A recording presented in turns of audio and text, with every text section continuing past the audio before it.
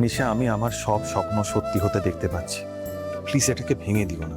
এমন কিছু করো না যাতে আমার এই স্বপ্নগুলো ভেঙে যায়, প্লিজ।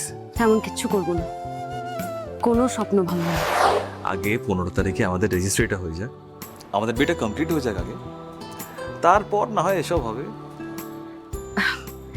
হ্যাঁ, কিন্তু কাজটা তো আগে থেকে করিয়ে নেওয়াই যায়। মানে আমি তো বিয়ের পর এই বাড়িতেই এসে থাকবো, তাহলে কাজটা আগে থেকে হয়ে গেলে ভালো হয় না? হ্যাঁ, সেসব হলে তো অসুবিধার কিছু নেই, হতেই পারে।